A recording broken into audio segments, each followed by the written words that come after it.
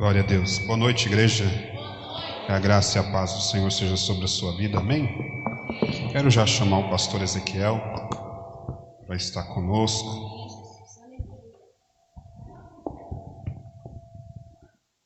Você que pode ficar de pé para orar pela vida desse grande homem de Deus.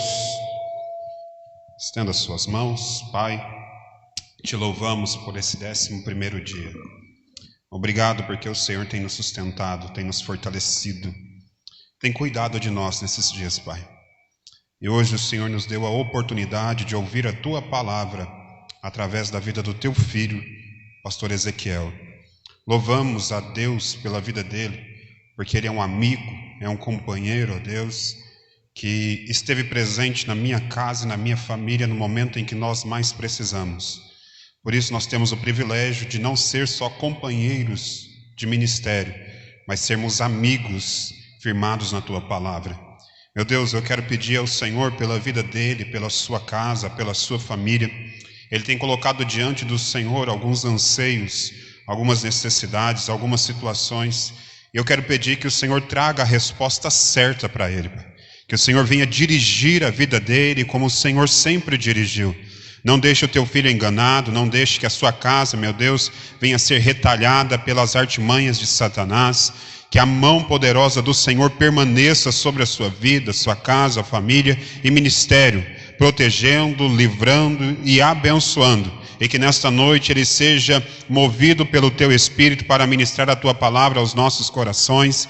Pai, na liberdade do Teu Espírito, em que o Senhor declara, meu Deus, sobre nós a Tua palavra nesta noite, os céus possam estar abertos sobre nós para recebermos tudo aquilo que o Senhor tem para ministrar a nós através da vida do Teu Filho. Nós Te louvamos e Te agradecemos em nome de Jesus. Amém e amém. Aplauda ao Senhor, irmãos.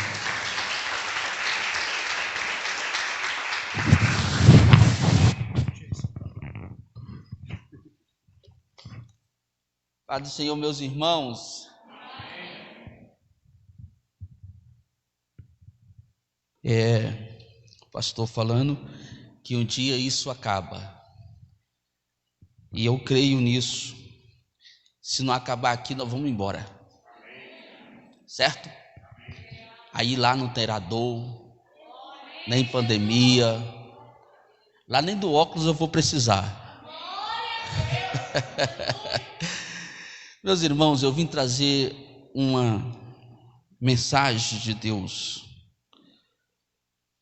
E eu quero que você leia comigo, por favor, o texto de Salmo de número 126. Cheguei atrasado, perdão, irmãos. A gente está também numa campanha lá na nossa igreja de oração. E aí eu fui deixar a família lá, né? A gente só tem um carro, por enquanto. Quem achou, diga amém. Amém. Nós vamos falar hoje uma mensagem de Deus. Talvez não seja uma exposição. Toda vez que eu subo no púlpito desta igreja, eu fico extremamente feliz, porque é uma igreja que é adaptada com a palavra. Vamos ler a palavra de Deus. E quando o Senhor trouxe do cativeiro os que voltaram a Sião, estávamos como os que sonham. Então a nossa boca encheu-se de riso e a nossa língua de cântico. Então dizia entre as nações: grandes coisas fez o Senhor por nós. Grandes coisas fez o Senhor, o versículo de número 2 diz: grandes coisas fez o Senhor por estes. Grandes coisas fez o Senhor por nós, agora é o 3. E por isso estamos alegres. Faz-nos regressar outra vez do cativeiro, Senhor, como as correntes do sul. Os que semeiam com lágrimas cegarão com alegria. Aquele que leva preciosa semente, andando e chorando, voltará sem dúvida com alegria, trazendo consigo os seus molhos. Amém. Sede, querido, por favor, mas como hábito, a gente tem que deixar a Bíblia aberta, porque vendo uma vez um dos nossos grandes pregadores do Brasil falando, o reverendo Hernandes Dias Lopes, a verdade, essa palavra reverendo, ela é punho nosso, ela não é punho bíblico, né? Ela não tem um punho bíblico, ela é punho da sociedade brasileira, mais especial do presbiterianismo. E quando ele estava ministrando, eu gosto muito de ouvi-lo, o pastor Emerson também, a gente tem até algumas coisas dele, alguns livros dele, coisa pouca. Eu tenho algo em torno de 40 livros do Hernandes Dias Lopes. E ele estava falando, ele disse que conhece uma igreja que gosta de Bíblia, e quando ele chega, ele diz que lê a Bíblia, o povo fecha a Bíblia. E eu gosto de pregar aqui, porque o povo aqui, ele recebe a palavra de Deus. Vocês estão hoje no 11º dia da campanha, intitulada Campanha de Daniel. A verdade é um referencial que a gente usa, Campanha de Daniel.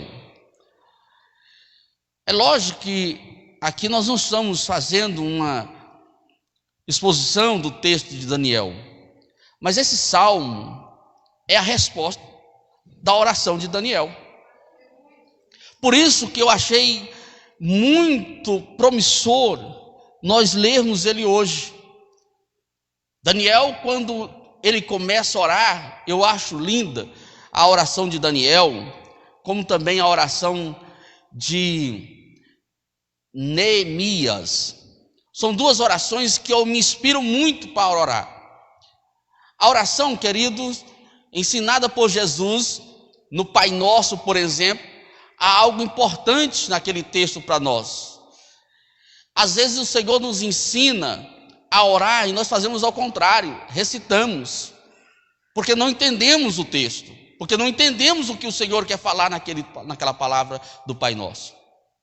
Aí às vezes o Senhor nos ensina a orar e a gente canta, Pai Nosso, nada contra a música, gosto dela, mas a gente canta, porque às vezes nós não entendemos o que o texto está dizendo.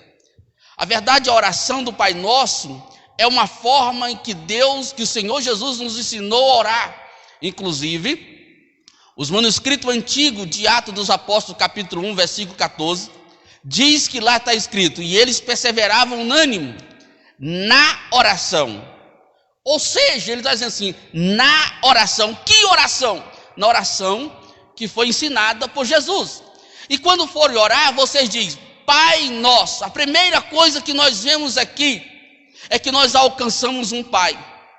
A segunda coisa que nós encontramos aqui nesse texto do Pai Nosso, na oração do Pai Nosso, é que Jesus está convidando o crente que está orando a juntar ao Senhor Jesus na sua oração. E a oração sacerdotal de Jesus, quando ele ora por nós, ele está nos convidando, ele está dizendo que as indultas de Calvino, de Martim Lutero, diz que ele está nos convidando a juntar a oração do orador, do crente orador, à oração de Jesus. Então, quando nós observamos a oração de Daniel, vamos lá no texto de Daniel, capítulo de número 9, Daniel começa a orar. E quando ele começa a orar, meus irmãos, a oração dele no capítulo 9, é lógico que Daniel tem uma vida de oração. Preste bem atenção, não é um estudo bíblico, mas Daniel, ele não tem uma campanha de oração. Daniel tem a vida de oração, diferente de ter uma vida de oração daqueles campaneiros, aqueles que fazem apenas as campanhas. Mas a pessoa que gosta de orar, meu querido, ele não espera somente o pastor mandar orar. Ele ora porque sabe que orar é falar com Deus, sabe que orar é conversar com o Pai. Meu querido e minha querida irmã, Daniel tem uma vida de oração, vocês sabem disso.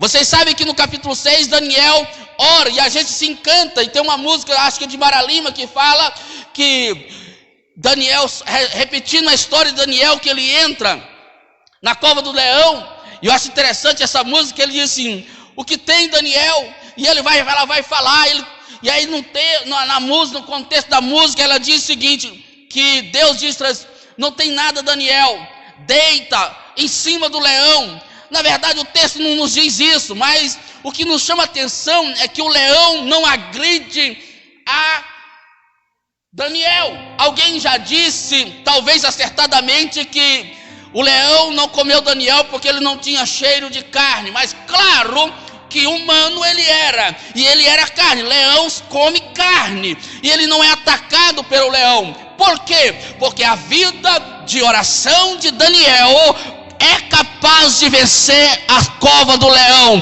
A vida de oração da igreja é capaz de vencer a geração má e perversa que nós vivemos. Nós vivemos uma sociedade má, nós vivemos uma geração perversa, e quem disse isso não é o pastor Ezequiel, é o próprio Jesus, no capítulo de número 9 do Evangelho de Marcos. Mas meus irmãos, Daniel agora vai orar por um objetivo. Observe comigo o versículo 1, que ele diz, e no primeiro ano do rei Dário, filho de Assuero, provavelmente filho de Esté. Assuero é aquele que casou com Esté. E aí ele diz o seguinte, filho de Assuero, da nação dos Medo-Persas, o qual foi constituído rei sobre o rei dos caldeus. No ano primeiro do seu reinado, eu, Daniel, entendi que o número dos anos que falou o Senhor através do profeta Jeremias havia acabado a assolação de Jerusalém.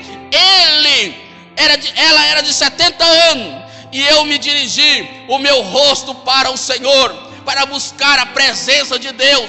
Daniel entende a palavra. Você quer prosperar, querido? Não apenas faça essa campanha, entenda a palavra, entenda a promessa, entenda o que Deus disse na sua palavra.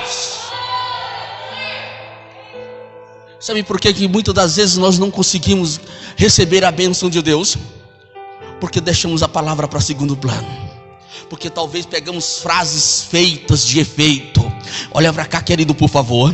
Talvez hoje seja um culto daqueles que você não gostaria que o pastor Ezequiel pregasse, mas muitas das vezes nós usamos frases de efeito.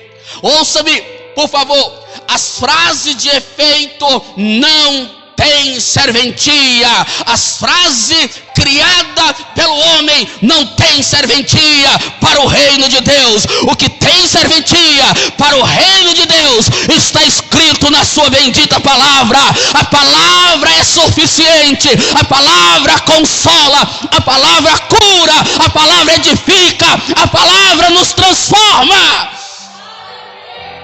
Por isso que Daniel entende isso, e ele começa a buscar a Deus. Ele faz o processo da oração intercessória, mas antes de tudo ele começa dizendo, ó Deus grande e terrível, ó Deus grande e terrível, ó Deus maravilhoso, ó Deus bom. Ele começa a adorar. Toda oração precisa primeiro começar com adoração ao Rei dos Reis e Senhor do Senhor.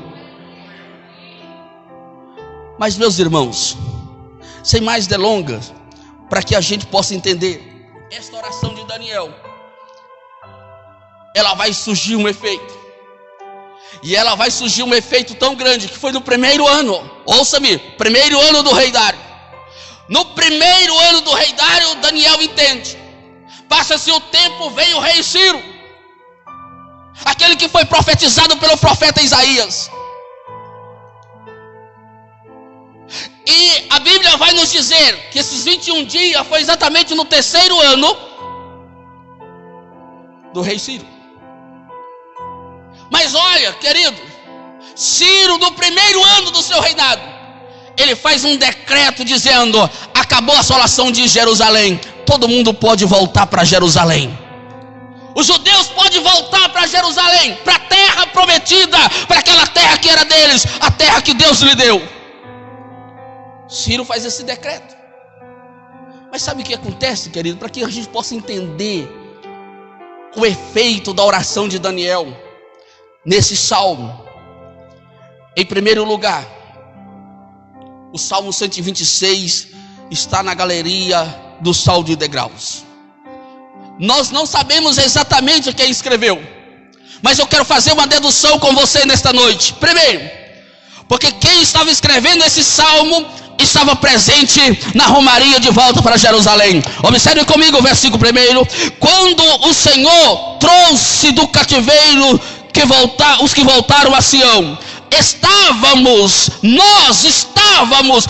estava lá também. Aí a Bíblia diz, nós estávamos, é o que o salmista está dizendo, nós estávamos como que sonha. Quem estava escrevendo esse salmo estava vivendo aquele momento de libertação. Ouça o que eu vou dizer: Deus está trazendo uma libertação tremenda sobre o nosso Brasil.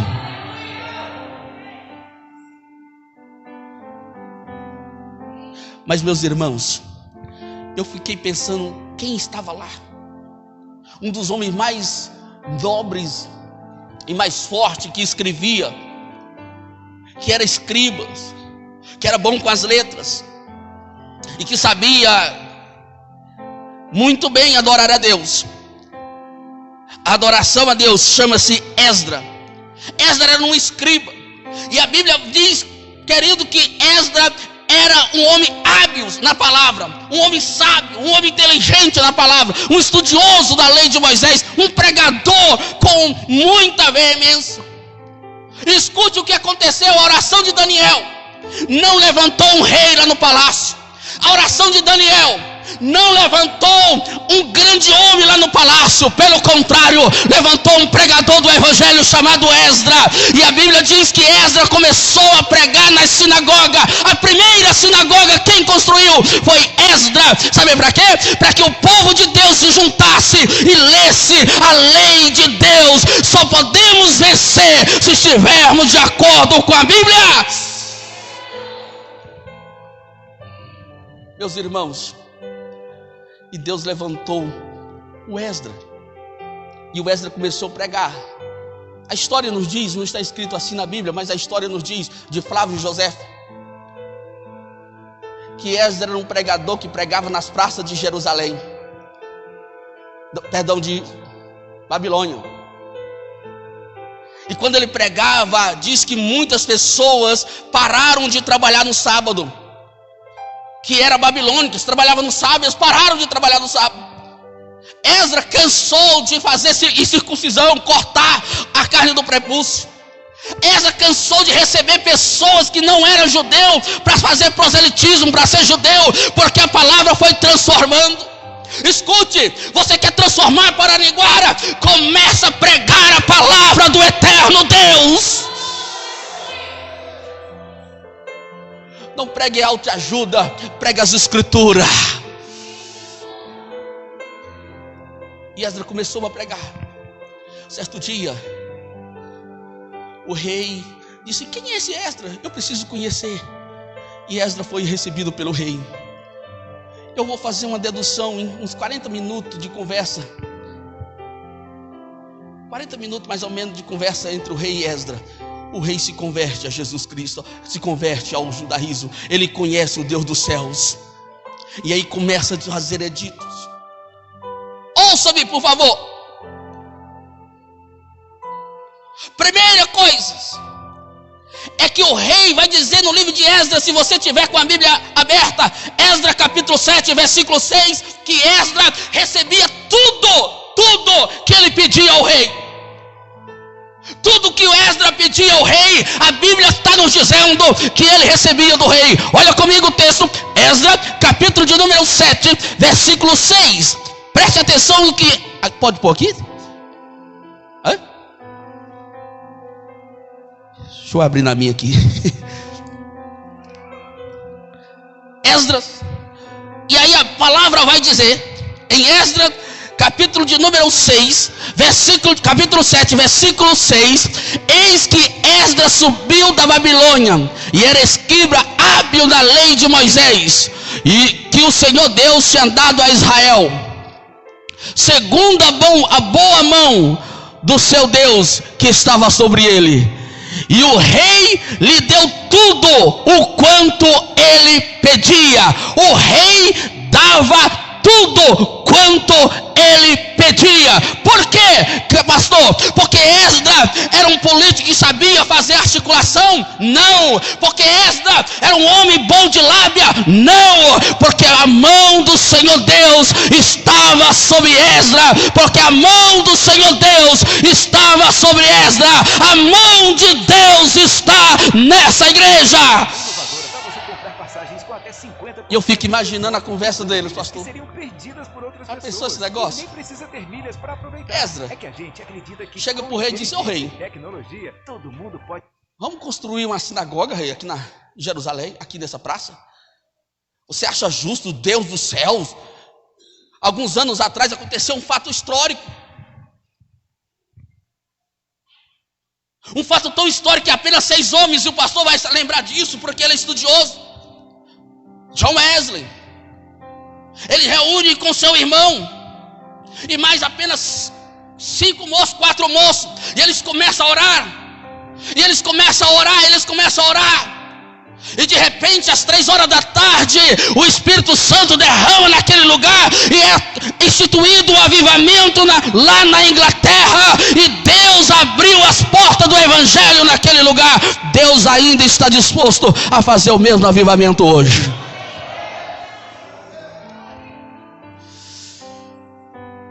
E eu fico imaginando que a conversa de Esdras disse: rei, chegou os 70 anos, e a palavra de Deus diz, em Esdras capítulo de número 7, versículo 13, por favor.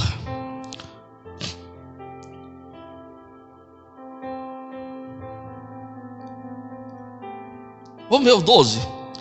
Astaxerxes, rei dos reis, ao sacerdote Esdras, escriba da lei do Deus do céu, paz perfeita a você. Por mim, olha o rei dizendo, por mim se decreta que no meu reino todo aquele povo de Israel, do seu sacerdote levita, que quiser ir contigo a Jerusalém, vá. Olha bem, a palavra está dizendo que Esdras recebe da mão do rei uma carta dizendo: hoje eu estou decretando que Israel está livre. E faz-se uma grande multidão de regresso a Jerusalém. Meus irmãos, vocês sabem que Neemias não nasceu em Jerusalém, ele nasceu em Babilônia, e ele tinha um desejo muito grande de conhecer Jerusalém. E quando ele vê um moço conversando na língua dos judeus, ele pergunta: como é que está Jerusalém? Como é que vai o povo lá?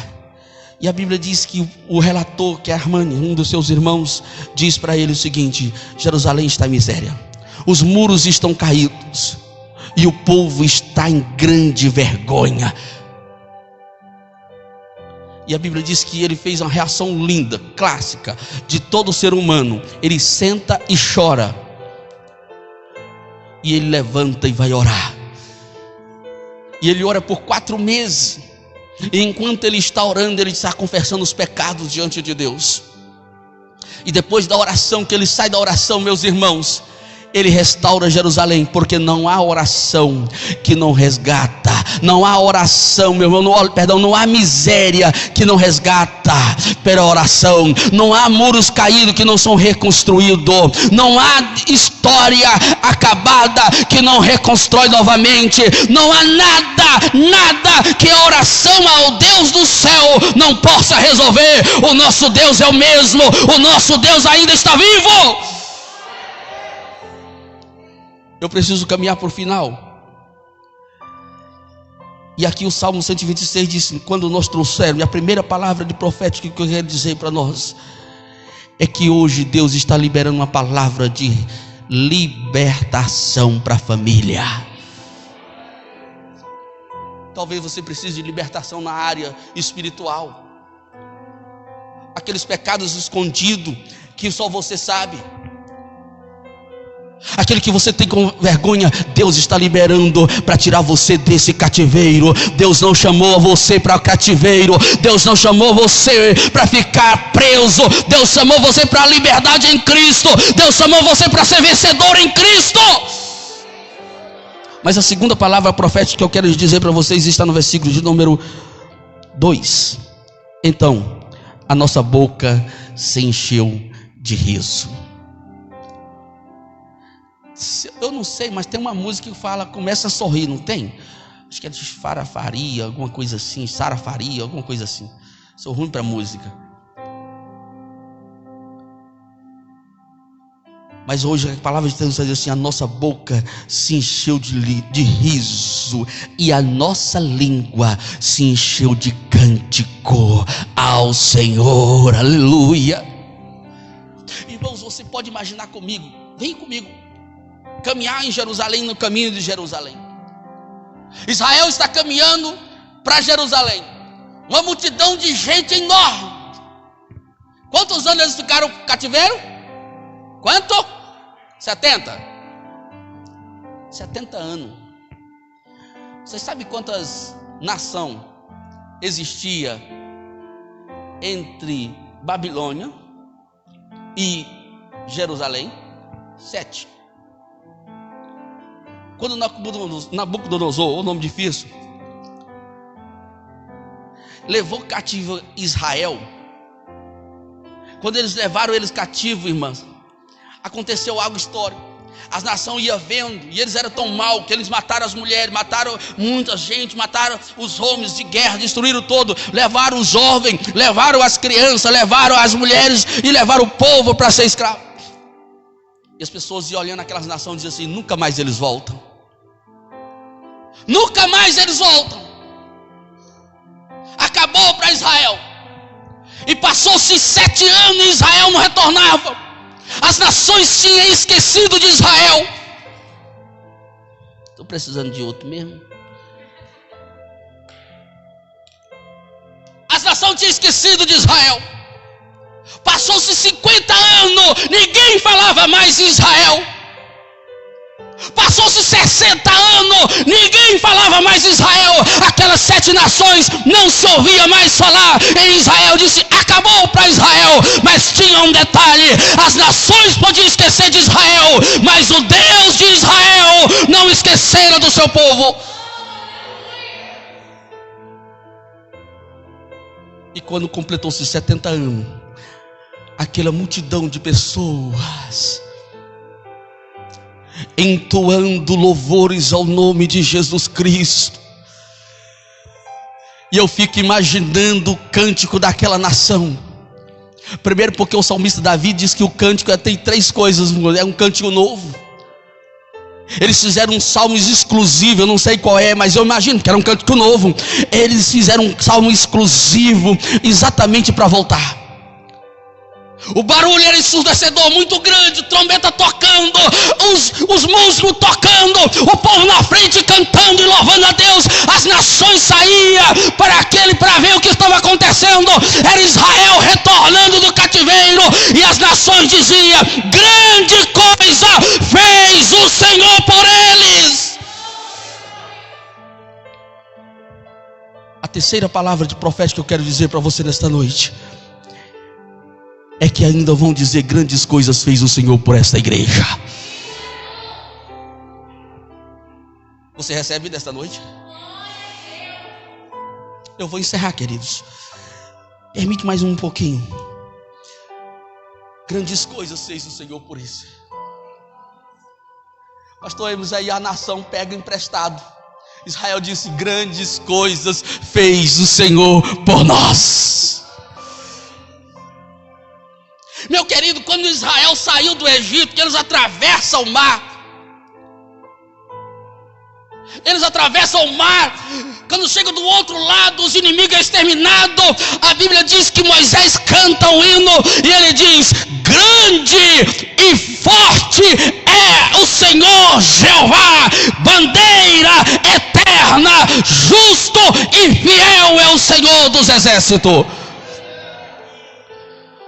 porque ele entendeu que coisas grandes quem faz é Deus. Vocês devem lembrar de um texto muito conhecido, que é Isaías 43. Isaías 43 diz no versículo 19, o Senhor diz o seguinte: já abandonei o esboço. O Senhor diz o seguinte: eis que eu faço coisas novas. Mas no antes ele diz o seguinte, Isaías, deixa eu ver se eu acho aqui Isaías. Antes, ele diz algo tremendo a Israel, nesse texto de Isaías 43, que todos nós conhecemos. Isaías 43, ele diz: não lembreis, versículo 18, das coisas passadas.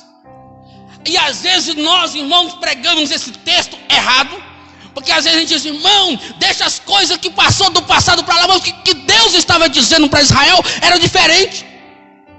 Israel está dizendo que Deus só fez coisas grandes no passado. Israel está dizendo que Deus abriu o mar lá no passado, e Deus estava dizendo para ele, olha o texto para você ver. O Senhor diz o seguinte: assim diz o Senhor, que preparou o caminho no mar, e um caminho nas águas impetuosa, uma vereda, e que trouxe o carro e os cavalos, e o seu exército e a sua força, e eles juntamente deitaram e nunca mais se levantaram. Eles estão extintos como um pavio que se apaga. Não lembreis dessas coisas passadas, nem considereis essas coisas antigas, porque eu ainda faço coisas novas. Eu faço, está no presente do indicativo. Deus está dizendo: eu faço hoje. O Deus que eu sirvo, Ele pode curar os enfermos. O Deus que eu sirvo, Ele pode levantar meu querido moribundo da cama. O Deus que eu sirvo ainda salva. O Deus que eu sirvo ainda batiza com o Espírito Santo. O Deus que eu sirvo ainda abre mar. O Deus que eu sirvo ainda ressuscita morto. O Deus que eu sirvo ainda faz milagre. Mas, meus queridos, grandes coisas fez o Senhor por esse. Então o salmo muda de atitude e diz o seguinte: faz no Senhor regressar outra vez como as torrentes do sul. Isaías 44, pastor, coloca para nós o versículo 2. Vai nos mostrar a clareza dessas torrentes do sul, porque as torrentes do sul eram um alagamento que tinha um transbordo de água muito forte.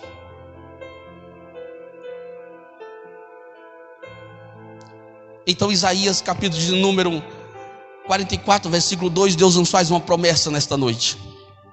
Diga comigo assim: Isaías 44, o versículo 2 ao 4.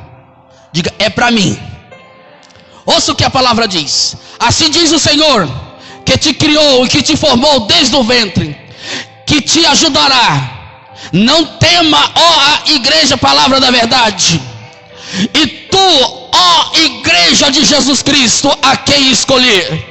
Porque derramarei água sobre o sedento, rio sobre a terra seca.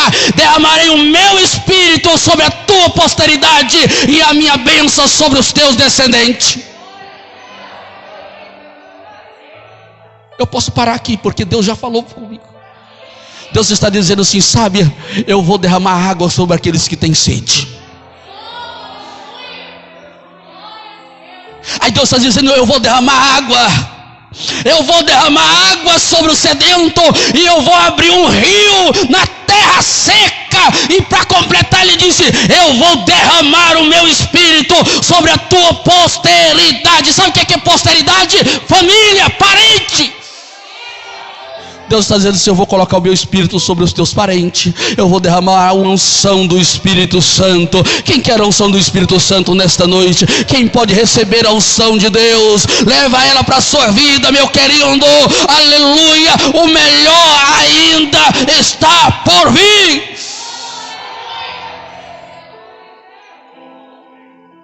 E aí, para completar o versículo seguinte, que é o 4, ele diz o seguinte: e brotarão como erva, e como um salgueiro junto ao ribeiro de água. Nós não sabemos o que é isso, porque nós não vivemos na época do salgueiro perto da água. Nós vivemos no Goiás, no Cerrado Forte. Mas quem viveu nesse negócio sabe muito bem. Mas brotar como a erva é nossa face. Vocês sabem que aqui no Goiás é seco, quando seco, seco mesmo. Mas na primeira chuva começa a brotar aquelas brotos. O que Deus está dizendo: eu vou fazer você brotar, eu vou fazer você novamente.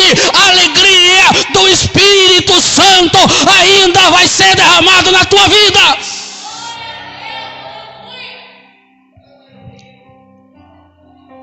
Por isso que essas torrentes do sul, eles estão convidando, dizendo: Senhor, derrama como as torrentes do sul.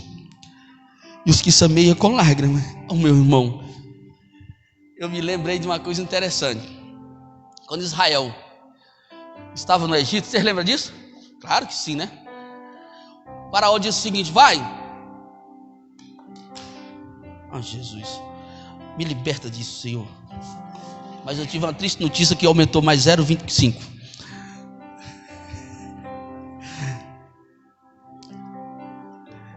E aí o faraó disse: pode ir, mas vocês deixam as mulheres, deixam os meninos, deixam o gado, deixam tudo aqui. Vocês adoram e depois vocês voltam. E Deus diz: é para sair com mulher, com menino, com gado, com ouro e com prata. Posso profetizar prosperidade aqui nessa igreja, pastor? Vocês creem que crente pode ser próspero? Cadê a irmã Brenda? Cadê a irmã Brenda? Ela não vem nenhuma pregação que eu venho. Que eu vou pregar. Ah, tá ali. Ouvi a sua pregação, viu? Hoje. Gostei da história do seu pai. Mas, meus irmãos, eu posso profetizar aqui prosperidade financeira? Quem não quer prosperidade financeira aqui? Quem não quer? Agora, quem quer? Irmão, prosperidade é tão bom que onde Deus está, a gente não sabe como é que faz. A gente fica pensando: gente, como é que aconteceu esse negócio? Eu não sei. O dia desse me falaram para mim assim: pastor, o que você faz? Eu falei: eu nada. Parece que você não tem problema. Eu falei assim: eu tenho, mas eu levo tudo para Jesus e entrego lá. E ele se vira. É dele. Ele disse: lança sobre mim os seus, e eu pego os fardos e lanço tudo sobre ele. Agora, meu querido, Israel saiu do Egito e saiu com o quê? Vocês lembram disso? Com ouro, prata, mulher e menino. Mas tem mais. O povo levou Israel a cativo. Vocês acham que eles vieram com uma banana? Olha comigo o que diz Esdras, capítulo de número 7. O versículo 14, 15 e 16. Talvez eu leia só o 14, porque eu já fico satisfeito com ele. Mas Esdras ainda vai nos mostrar algo tremendo que eu quero profetizar nesta noite, na vida de vocês. Versículo 14 diz: portanto, da minha parte, da parte do rei e dos seus 7 conselheiros, és mandados para fazer inquisição em Judá e em Jerusalém, conforme a lei do Deus que está na tua mão. E para levar, para quê? Para quê? Isso é muito forte. E para levar, ou aqui na tradução que está diferente, está dizendo: e para levares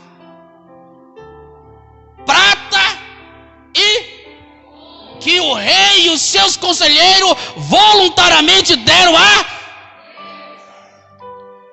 Deus não vai permitir que você saia dessa pandemia miserável, empobrecido, porque o nosso Deus é o Deus do ouro, é o Deus da prata, do Senhor é os céus, do Senhor é a terra, do Senhor é o mar, do Senhor é a sua plenitude. Tudo que há é dele e você também é dele.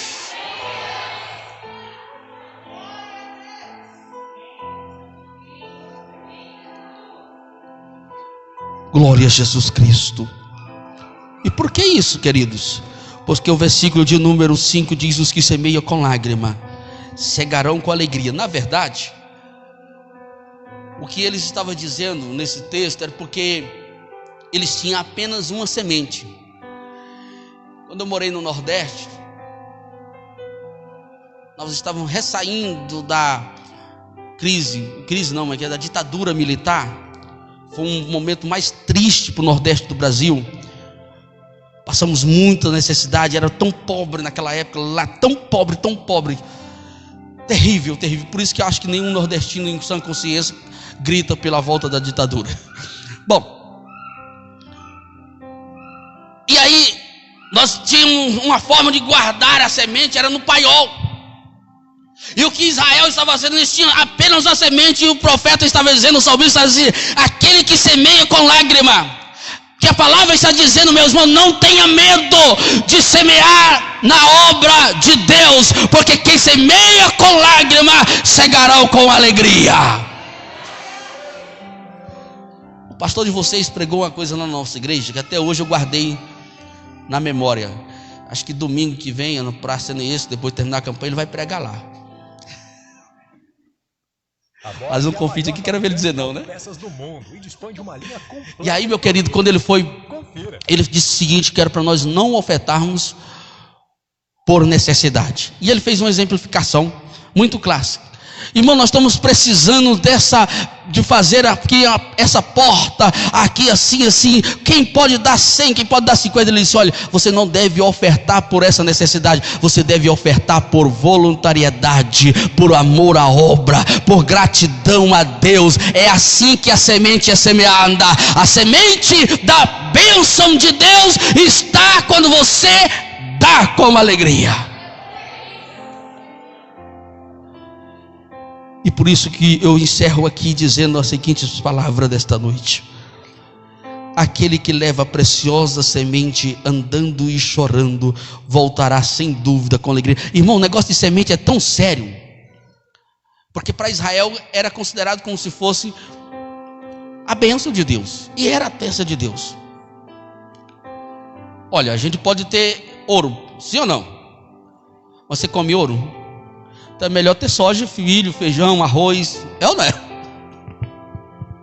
Carne, né?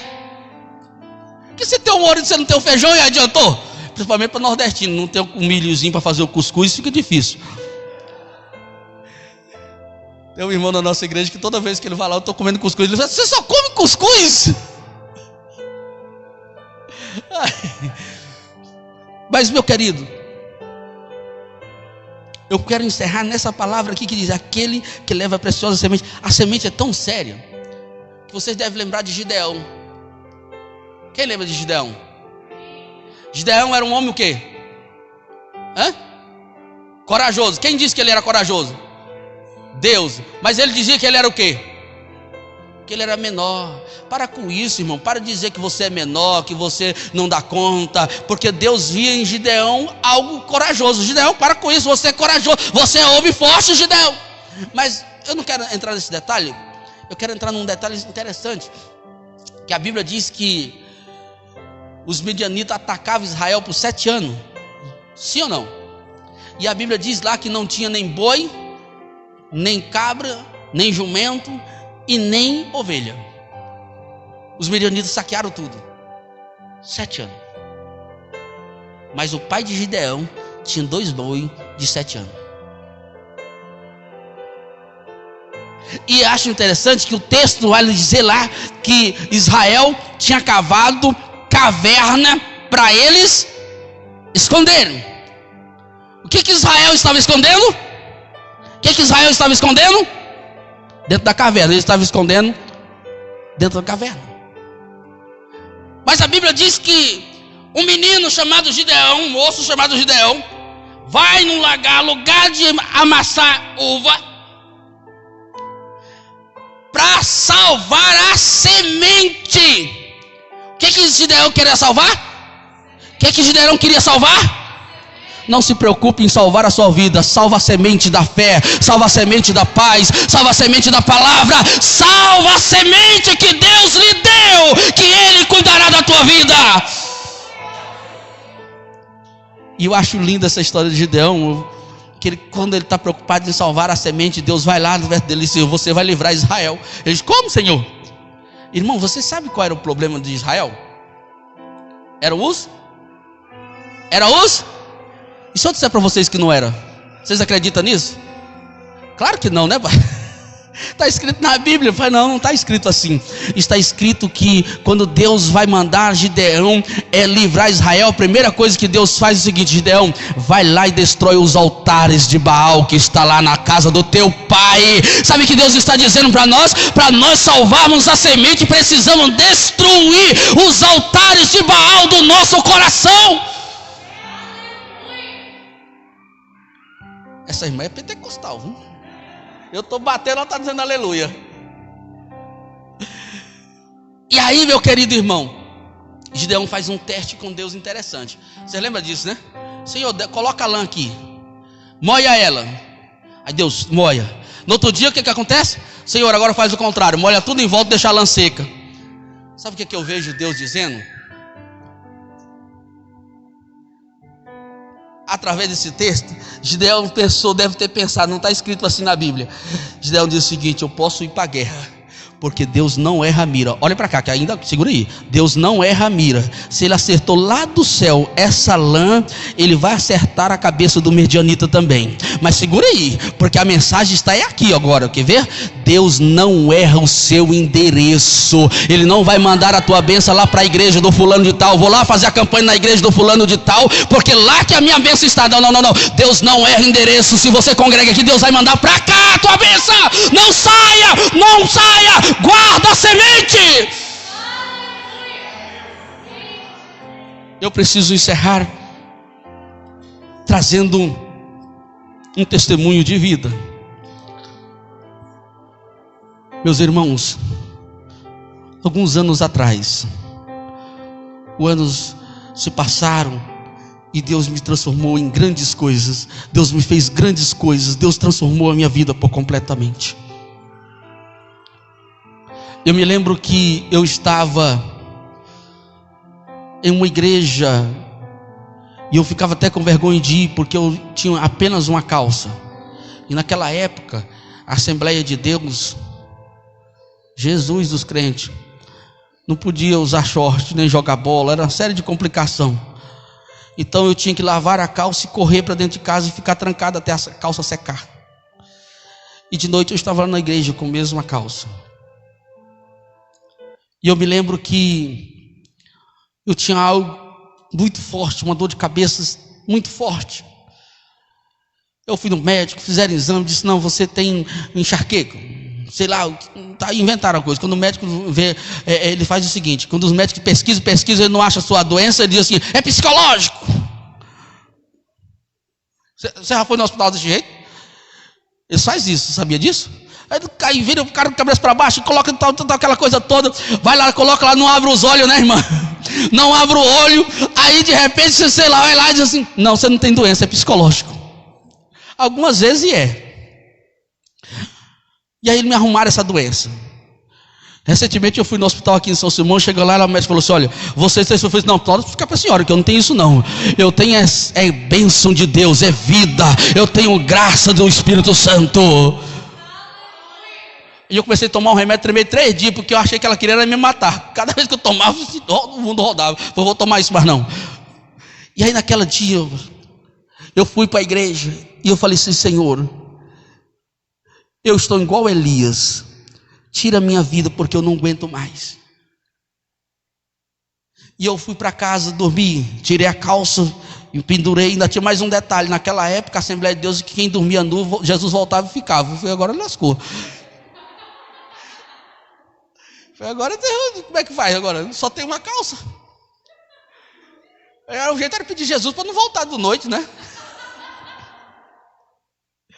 Graças a Deus que a Assembleia deu uma evoluída legal. Bom, e aí eu deitei para dormir. E quando eu deitei, eu tive um sonho, querido. Eu sonhei que entrou 3 médicos na minha quarto. E eles estavam vestidos de branco. E um trazia uma bandeja, pastor. E eles falavam algo e eu não conseguia entender o que eles falavam numa língua diferente, estranha demais para mim ouvir, e eu tentava entender e ficava tentando entender, e quando de repente alguém dos médicos, pediu uma faquinha e eles abriram a minha cabeça. Eu sentia eles cortando a minha cabeça e tirava alguma coisa de dentro da minha cabeça, meu querido. E o outro veio e passou um selador, sei lá o que ele passou lá, e colou aquele negócio de novo e desapareceram do meu quarto. E eu acordei naquele sono, aquele meio agoniado, e cacei a dor de cabeça, e nunca mais eu senti dor de cabeça na minha vida. Jesus está dizendo nesta noite que tem poder para curar a pessoa que está enferma nesta noite aqui. Fica de pé comigo, por favor. O Jesus que eu sirvo pode fazer cirurgia nesta noite. Cirurgia no útero de pessoas, de mulheres aqui. O Senhor pode fazer cirurgia na cabeça. O Senhor pode fazer coisas maravilhosas. Ele é o mesmo ontem, Ele é o mesmo hoje e é o mesmo eternamente. Glória a Jesus Cristo. Que Deus em Cristo te abençoe.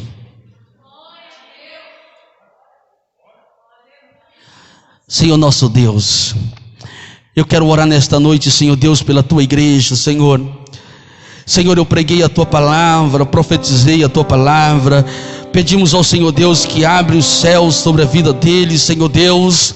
Ó Pai, em nome de Jesus Cristo, que haja cura divina nesta noite, haja restauração, Senhor Deus, salvação de alma, libertação, Senhor. Quebra as correntes malignas, aquilo que está impedindo a tua igreja de prosperar, Senhor. Está impedindo a tua igreja, Senhor Deus, de seguir em frente.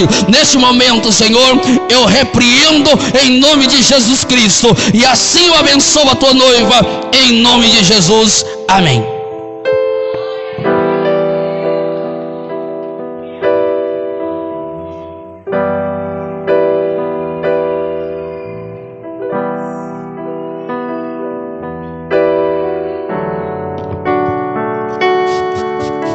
Aleluia, Jesus. Se coloca de pé no seu lugar.